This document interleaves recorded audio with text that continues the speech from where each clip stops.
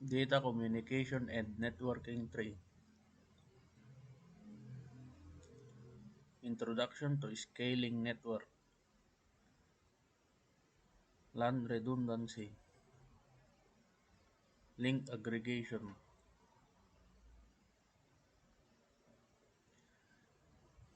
Scaling network. Scaling a network means to expand a network organization to accommodate more devices. Implementing a network design.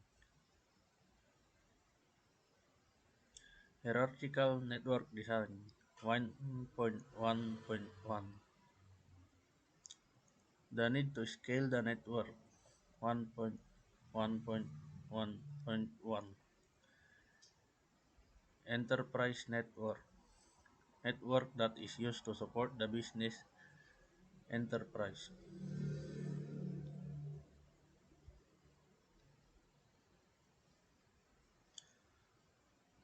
Enterprise business device 1.1.1.2.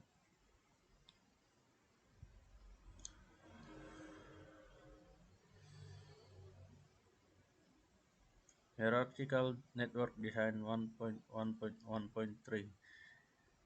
Three distinct layers: access layer, distribution layer, core layer.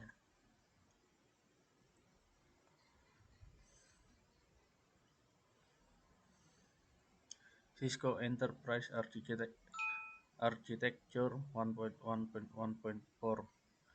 Enterprise Campus. Submodule: 1. Server farm and data center module.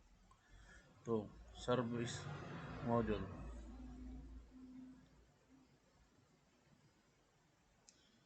Enterprise Edge consists of the Internet, VPN, and WAN modules connecting the enterprise with the service provider's network.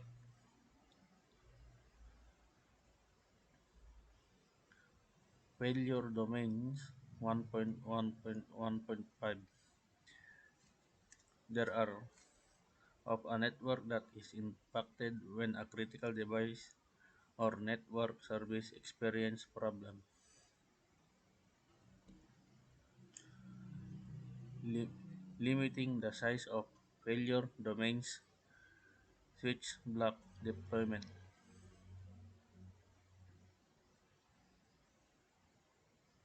Expanding the network 1.1.2. Design for scalability 1.1.2.1. Planning for redundancy 1.1.2.2. Increasing bandwidth 1.1.2.3. Expanding the access layer 1.1.2.4.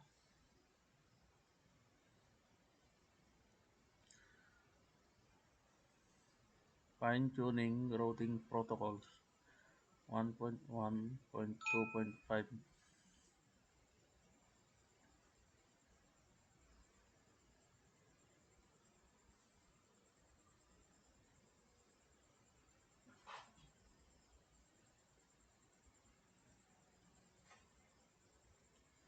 Selecting network device 1.2.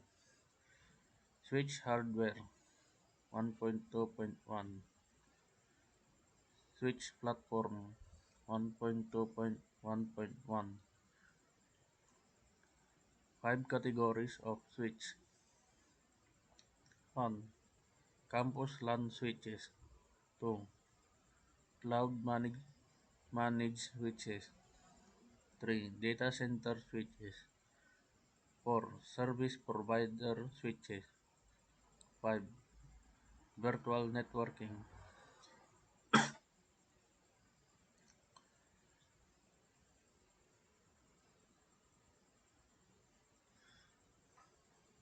Switch hardware 1.2.1. Switch platform 1.2.1.1. 5 categories of switches. fixed configuration switches, modular configuration switches, and stackable configuration switches.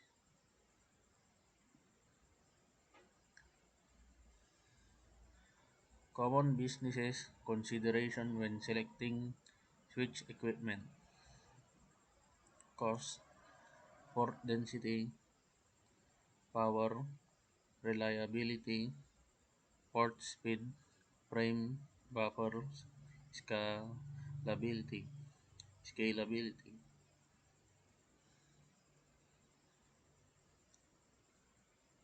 Port density 1.2.1.2.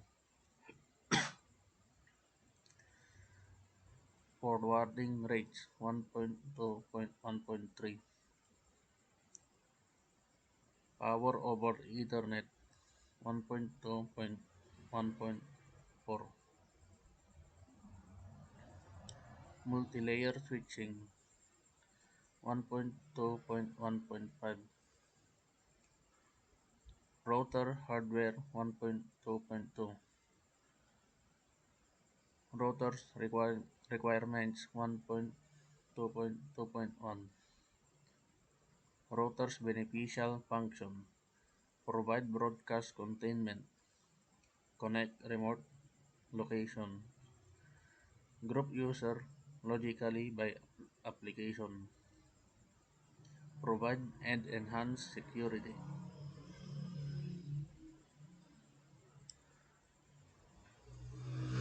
Routers hardware 1.2.2. Cisco routers 1.2.2.2. Three categories of routers: branch routers, network edge routers, service provider routers.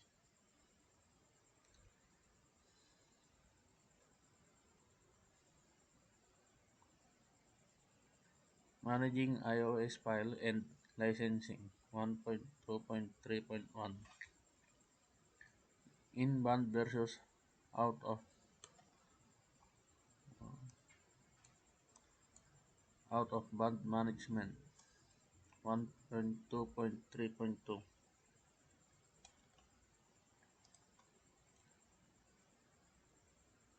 Managing device 1.2.3. Basic router CLI commands 1.2.3.3. Copy running config startup config. Erase startup config. Basic router shows command 1.2.3.4. Show IP protocols. Show IP route. Show IP OSPF neighbor.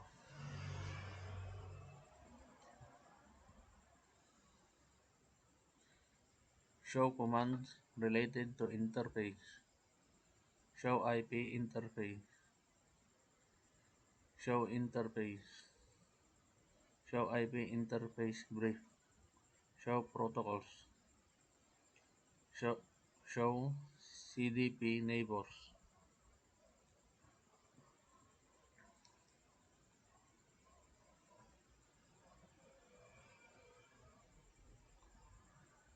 Basic switch CLI commands 1.2.3.5.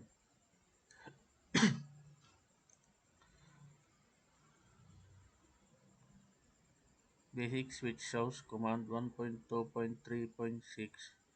Show port security interface. Show parts security address. Show interface. Show MAC address table.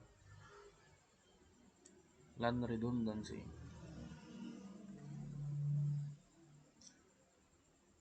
Purpose of spanning tree 2.1.1. Redundancy at OSI layer 1 and 2 2.1.1.1. Layer primary issues: MAC database instability, broadcast storms, multiple frame transmission, Purpose of spanning tree. Issue with layer 1 redundancy. MAC data stability 2.1.1.2.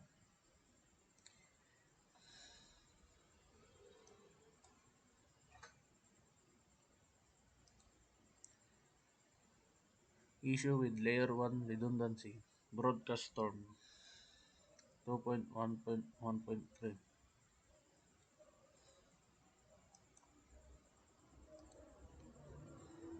Issue with layer 1 redundancy. Duplicate unicast frame 2.1.1.4. STP operation 2.1.2. Spanning tree algorithm. Port rules 2.1.2.2. Root ports, designated ports, alternate and backup ports, disable ports.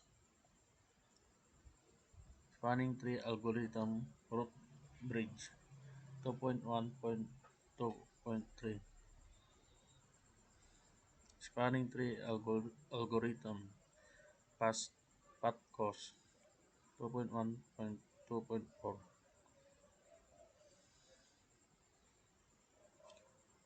802.1d BPDO frame format.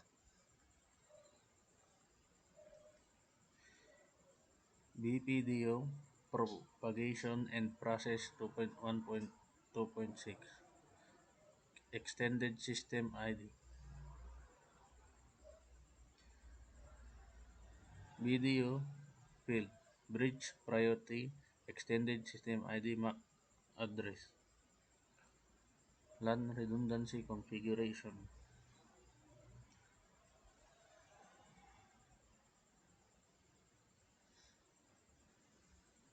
Link aggregation is the process of using multiple redundancy link as one logical link in order to take advantage of underutilized link to increase bandwidth. Introduction to link aggregation. Redundant link with STP. Advantage of Ether channel. Ether channel topology. Ether channel operation. Implementation restriction. Ether channel operation. Port aggregation protocol. Ether channel operation. Link aggregation control protocol. Link aggregation configuration. Configuring Ether channel. Configuration guidelines. Ether channel support. VLAN match. Range of VLAN. Link aggregation configuration. Configuring interface. Configuring Ether channel with LACP is based on two steps. Interface range, channel group identifier mode active. Verifying and troubleshooting Ether channel. Verifying Ether channel commands to verify an Ether channel configuration. Show interface port channel. Show Ether channel summary. Show Ether channel port cancel. Show Ether page Ether channel. Link aggregation configuration.